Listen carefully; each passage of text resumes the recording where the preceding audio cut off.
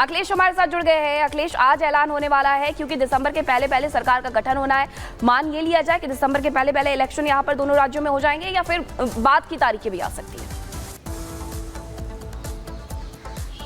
बिल्कुल ये साफ हो गया है कि अब महाराष्ट्र और झारखंड के जो विधानसभा चुनाव हैं उनके तारीखों का ऐलान होगा, क्योंकि अब वक्त नहीं बचा है। 1 महीने का कम से कम वक्त दिया जाना चाहिए चुनाव प्रचार के लिए, और आज 15 अक्टूबर है। और इसको देखते हुए आपने देखा होगा कि इसके पहले पिछले हफ्ते झारखंड में जाकर के चुनाव आयोग ने पूरी तैयारियों का जायजा लिया। उसके पहले महाराष्ट्र में उन्होंने कई चुनावी तैयारियों का जायजा लिया और ये साफ किया कि पूरी तरह से सिक्योरिटी की बातें हैं, जहां जहां आशंका है उसको सब क्लियर किया गया।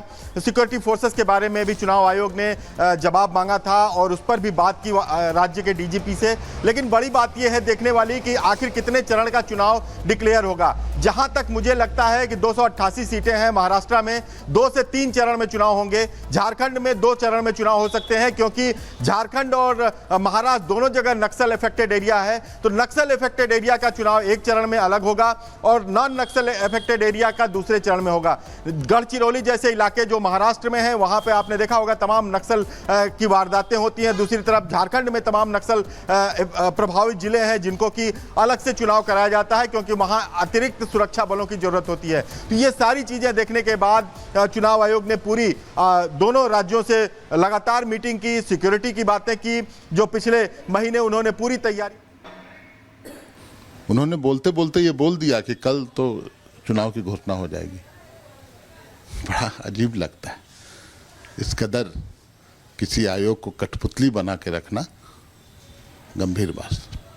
आप कह रहे हैं कि आप पूरी तरह से तैयार हैं, आपकी जो गठबंधन के साथी हैं उनसे आपकी मीटिंग भी नहीं हुई है, सीट शेयरिंग पे बातें नहीं हुई है, कैंडिडेट फाइनलाइजेशन की भी बात नहीं चल रही, तो कैसे तैयार हैं आप लोग? सब बातचीत हो रही है।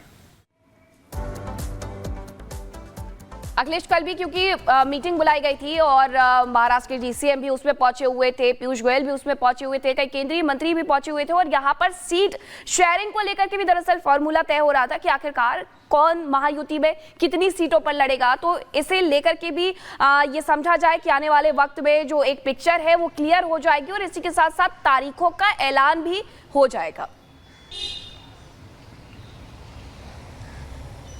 बिल्कुल, अगर देखा जाए तो दोनों पक्ष, या महाराष्ट्र की बात करें तो वहां भी इंडी गठबंधन एक साथ चुनाव लड़ने की बात कर रहा है, दूसरी तरफ एनडीए है।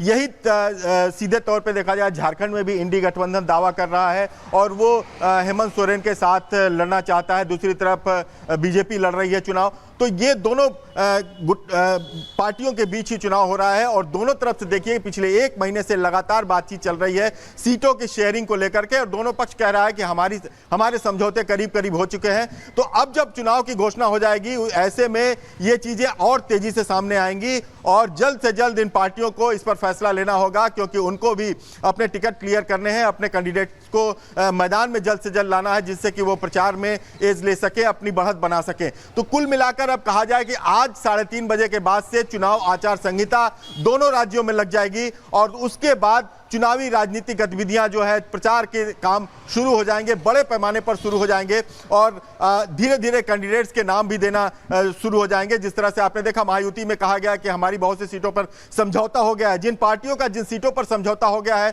उनको उनके खाते में गई हैं, उनके कैंडिडेट्स भी जल्दी सामने उनके नाम आ जाएंगे। तो एक तरह से कहा जाए कि पार्टियों ने भी अपनी तैयारी पूरी कर रखी है। बीजेपी की बात करें तो हरियाणा चुनाव के बाद उसे और ज्यादा बूस्टअप मिला है। हरियाणा चुनाव की वजह के जो रिजल्ट आए हैं उससे उसकी और भी जो मनोबल है कहा जाए कार्यकर्ताओं का, बार बार ये कहा गया पार्टी की तरफ से कि मनोबल हमारा बढ़ा है, तो एक मनोबल बीजेपी का भी बढ़ा है। लगातार वहां पे बीजेपी के और बीजेपी गठबंधन की महाराष्ट्र में सरकार रही है, तो उसको लेकर भी तमाम बातें हैं दूसरे गठबंधन को लेकर। लेकिन झारखंड में कहा जा रहा है कि वहां पर भी बीजेपी जो दावा कर रही है कि हमारे पास बहुमत आएगा। तमाम सरकार की नाकामयाबी है वहां के हेमंत सोरेन सरकार की, जिसको हम जनता के सामने लाएंगे। तो ये सारी चीजें हैं, ये शुरू हो जाएंगी। लेकिन सबसे पहले ये शुरू हो जाएगा कि देखिए अब 288 सीटें महाराष्ट्र में है, 81 सीटें झारखंड में है, लेकिन वहीं हम उत्तर प्रदेश को भी नहीं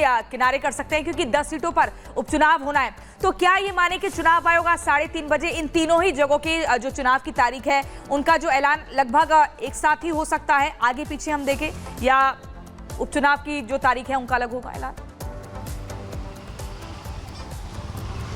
बिल्कुल, ये दो राज्यों का, झारखंड और महाराष्ट्र का तो सामना की बातें जो है वो क्लियर हैं, लेकिन जहां तक उपचुनाव की बातें हैं वो भी इलेक्शन कमीशन आज तय कर सकता है। लेकिन अभी तक जो जानकारी है उसके हिसाब से महाराष्ट्र और झारखंड के जो विधानसभा चुनाव हैं उनकी तैयारी उनको लेकर घोषणा की जाएगी।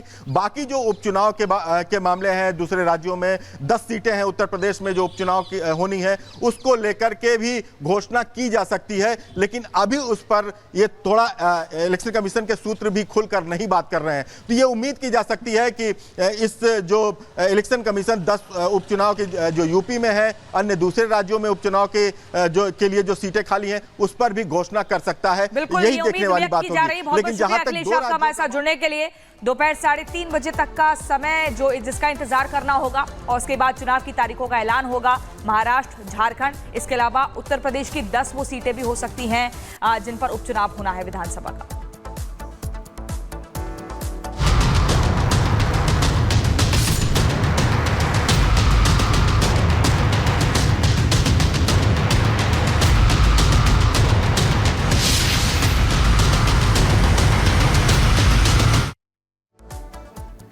और चलिए अब बात करेंगे मोदी सरकार के उस फैसले की जिसकी चर्चा काफी ज्यादा हो रही है। चर्चा ये हो रही है कि भारत के खिलाफ कोई साजिश रचेगा तो उसको बख्शा नहीं जाएगा।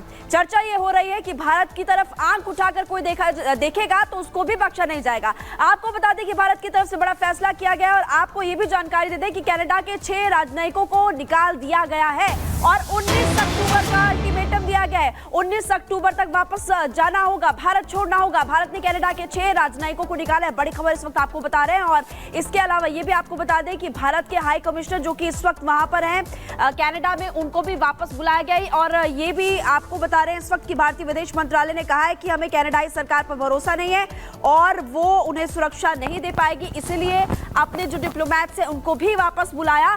और भारत ने ट्रूडो को चरमपंथियों का समर्थक भी इस दौरान बताया है। कनाडा के झूठे आरोपों के बाद मोदी सरकार का एक बड़ा एक्शन देखने को मिल रहा है, क्योंकि भारत ने 6 कनाडाई डिप्लोमैट्स को 19 अक्टूबर तक भारत छोड़ने के लिए कहा है और कनाडा ने भी भारत के 6 डिप्लोमैट्स निकाल दिए। भारत ने कनाडा में अपने हाई कमिश्नर संजय कुमार वर्मा को भी वापस बुलाया। ये 3 तस्वीरें इस वक्त आपकी टीवी स्क्रीन पर। ट्रूडो ने देखिए एक बड़ा आरोप लगाया था, आतंकी रिजर की हत्या हुई, भारत पर सवाल खड़े किए और उसके बाद से तनाव काफी ज्यादा बढ़ा। भारत का करारा पलटवार और एक्शन में मोदी सरकार लगातार देखने को मिल रही है।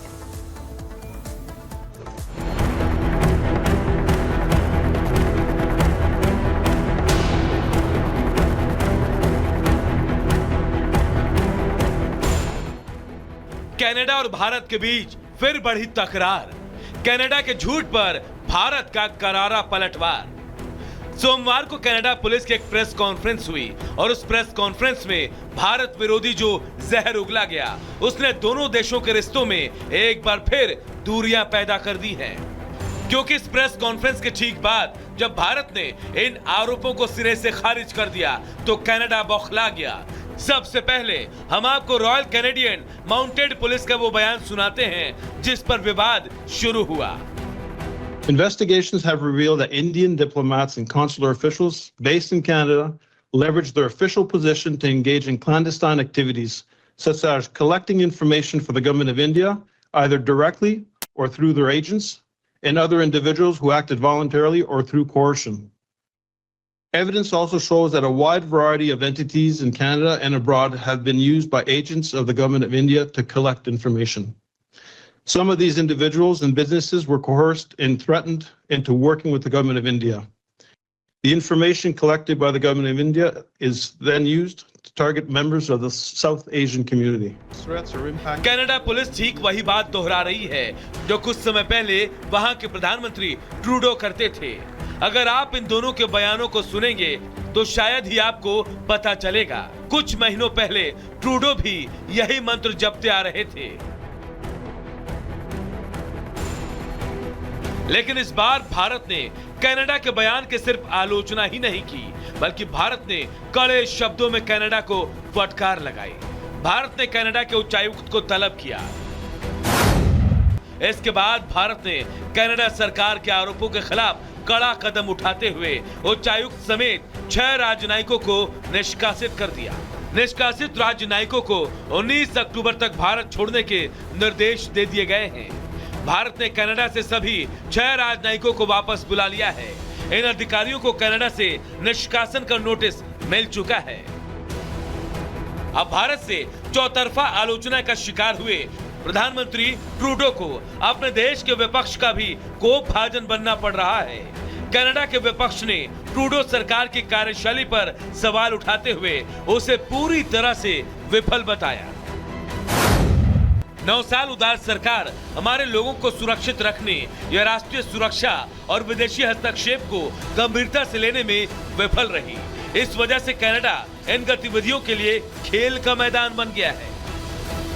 कनाडा के इस हवाई दावे की चर्चा दोबारा सोमवार को उठी और बात इतनी बढ़ी कि दोनों देशों को अपने राजनयिकों को वापस बुलाना पड़ा। बीते साल पीएम जस्टिन ट्रूडो ने भारत पर बिना सबूत के निज्जर की हत्या को लेकर कई आरोप लगाए थे।